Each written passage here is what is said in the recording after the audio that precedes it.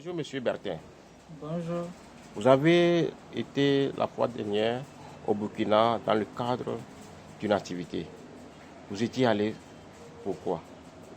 Effectivement, c'était dans le cadre du 31e congrès ordinaire de l'Union générale des étudiants burkinabés, l'UGEB. Cette année, le thème a porté sur le cadre spécifique de l'Afrique de l'Ouest en ces moments où la crise du capitalisme et de l'impérialisme refait surface dans le monde, entraînant des guerres civiles réactionnaires dans la sous-région et des coups d'État qui ont des conséquences bien sûr non négligeables sur les conditions de vie d'études des étudiants. Ok. Vous êtes parti faire quoi? Et qu'est-ce que vous avez fait, etc. Vous pouvez nous dire ce que vous avez fait, combien de jours vous avez fait, qu'est-ce que vous avez trouvé au niveau du Burkina dans le cadre de l'association qui vous a invité? Effectivement, pour retenir d'une façon globale, la synergie des élèves et étudiants du Togo que j'ai représenté à Ouagadougou a été invitée dans le cadre de ce 31e congrès ordinaire de l'UGEB. Et j'étais là-bas en tant que président de la synergie des élèves étudiants du Togo. Et le congrès a duré 5 jours, c'était du 7 au 11 août passé. Et les activités se sont déroulées très bien. J'ai beaucoup d'abord apprécié l'organisation. Qu'est-ce qu'on a fait au juste? Qu'est-ce qui a été au menu du congrès, quoi? Le congrès a porté sur le thème, comme je l'ai rappelé, de la situation actuelle de l'Afrique en général et de la sous-région en particulier. Maintenant, il faut retenir aussi qu'il y a eu, pendant tous les 5 jours du congrès, il y a eu des débats, des conférences internes, des activités de l'UGEB et aussi l'élection du nouveau bureau exécutif de l'UGEB. Oui. Qu'est-ce qui a retenu votre attention lors de ces jours au Burkina, quoi, passé à côté de ce moment estudiantin? Beaucoup de choses, beaucoup de choses. Il faut noter premièrement que l'organisation de l'UGEB est impressionnante. Aujourd'hui, l'UGEB est une école. Faudra-t-il que je vous dise que l'UGEB a presque le même nombre d'années d'existence que l'indépendance du Burkina Faso lui-même, 63 ans, né en 1960 aussi. Et cette force-là, cette rigueur-là, cette discipline-là de transmettre l'idéologie de l'union de génération en génération depuis 1960 en 2023, vous conviendrez avec moi que c'est quelque chose de très particulier qui est rare à voir. Et on ne peut qu'apprendre beaucoup de choses de cette structure-là. Est-ce que vous avez pu déceler le secret qui leur a permis d'avoir cette longévité? Parce que à l'université, nous aussi, on a des moments étudiantins à l'université. Mais cette longévité-là, qu'est-ce qui a permis à eux d'avoir cette longévité-là, malgré nous tous, on connaît l'histoire du Burkina Faso?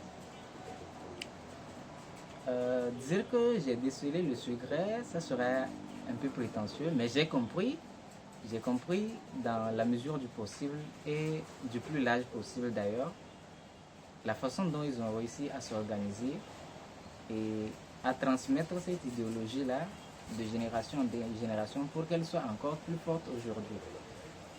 C'est vrai, nous avons aussi des associations, des mouvements étudiantins au Togo et particulièrement à Lomé ici, mais les conditions sont un peu différentes, si j'ose le dire. Vous pouvez un peu nous énumérer quelques-unes des conditions qui sont différentes?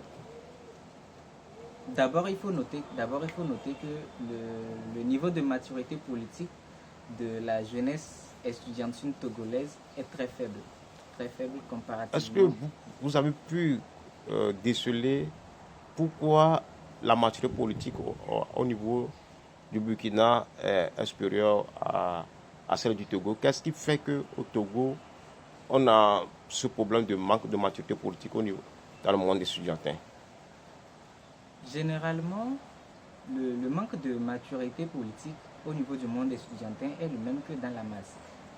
D'abord, il y a les pressions familiales et religieuses.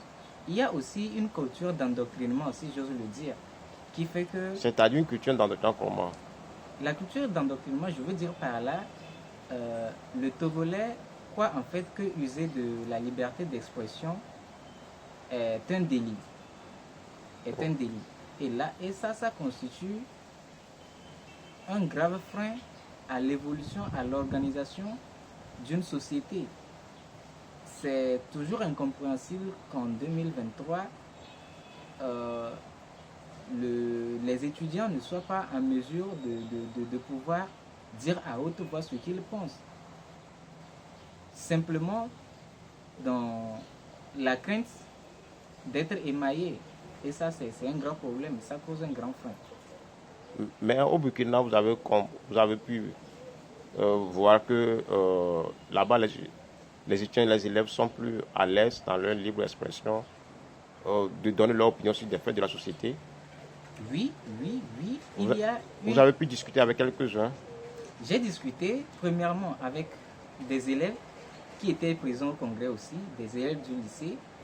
J'ai encore en mémoire une jeune fille de 17 ans qui va faire la terminale l'année scolaire qui vient.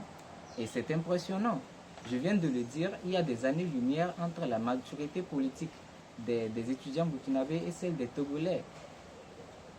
Dans la discussion avec cette jeune demoiselle-là, je me suis rendu compte que, étrangement, j'étais en train d'apprendre des choses de cette jeune lycéenne-là. Et ça, c'est impressionnant. Ce qui fait la différence, ou ce qui fait que chez eux, ils ont qu'ils ont un cran en dessus de nous, c'est en fait le fait que les générations passées ont su garder la tête froide, poser les bases possibles et accompagner les nouveaux à s'installer aussi. Et ça fait perpétuer le mouvement, ça fait que ça ne s'arrête pas.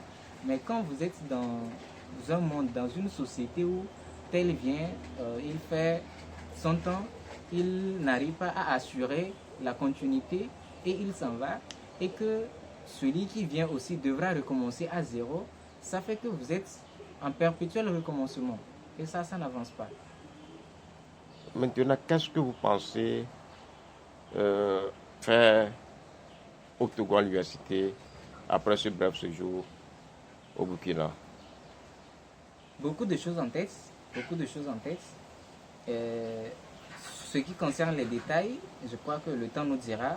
Peut-être l'évolution des activités montrera en fait ce qu'il y a à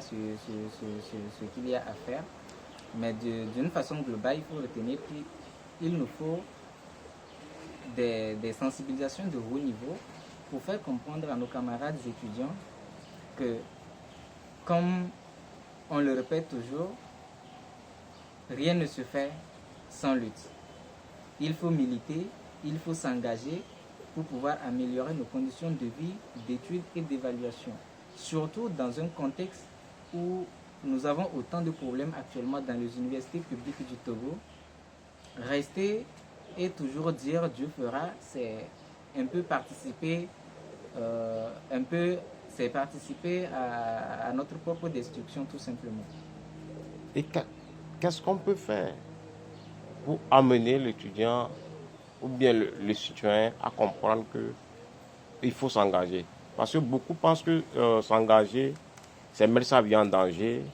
S'engager, c'est courir les risques que d'autres personnes puissent venir en bénéficier, etc. Qu'est-ce qu'on peut faire pour déconstruire, pour démystifier tout cela? Je suis d'accord que s'engager, c'est mettre sa vie en danger, tout comme rouler une moto. Vivre, en fait, c'est mettre sa vie en danger. Il n'y a aucune raison de dire que je ne vais pas oser réclamer de meilleures conditions de vie, de meilleures conditions d'études surtout. Parallèlement, je sors, je prends une moto et je fais des roulades ou je ne sais pas comment on appelle ça. C'est totalement contradictoire. Ce qu'il faut faire pour sortir de cette impasse, c'est premièrement commencer à la base, l'éducation. Dès le secondaire, il faut d'abord, tout premièrement, il faut même changer le programme scolaire. Enseigner ce qui peut servir aux élèves et non leur raconter des histoires sur la remilitarisation de la Rhénanie ou les conséquences de la guerre en Corée. Il faut que les programmes scolaires soient adaptés à notre société, que ce soit les histoires de notre peuple, de notre pays. Il faut que des gens comme Tavio Amorin soient enseignés dans nos écoles. Il faut que cet exemple d'engagement-là soit inculqué aux enfants dès le bas âge. Il n'y a que comme ça qu'on peut déconstruire les mythes où s'engager est un danger à part des autres dangers de la vie. Comme je l'ai déjà dit, vivre même, c'est être en danger. Donc pour toi, il faut dès le bas âge, déjà au cours primaire, au collège, au lycée, faire connaître l'histoire des luttes du peuple togolais aux élèves. Exactement, exactement. Il le faut. Vous avez en date quelques dates de l'histoire où vous pensez que ça doit être enseigné dans l'histoire ou bien on doit faire une campagne de sensibilisation de masse sur ça? En première intention, je dirais le 5 octobre 1990. Pourquoi le 5 octobre 1990 doit être enseigné aux étudiants ou bien aux élèves? Le 5 octobre 1990, spécialement aux étudiants, pour un peu leur faire comprendre comment cette date a agi dans le processus de démocratisation du pays. Il faut que les héros de ces événements-là soient connus. Je me surprends parfois quand je discute avec mes camarades qui sont en département d'histoire, quand ils me racontent des histoires sur Napoléon, des histoires sur Cléopâtre ou je ne sais qui encore, et qui ne sont même pas en mesure de connaître les faits historiques de notre propre pays. Bon, je ne suis pas en train de les accuser puisque ce n'est pas leur faute, ce n'est pas à eux-mêmes de s'enseigner leur vraie histoire. Le responsable, excusez-moi si j'ose le dire ainsi, c'est le système éducatif. Et maintenant que nous pouvons nous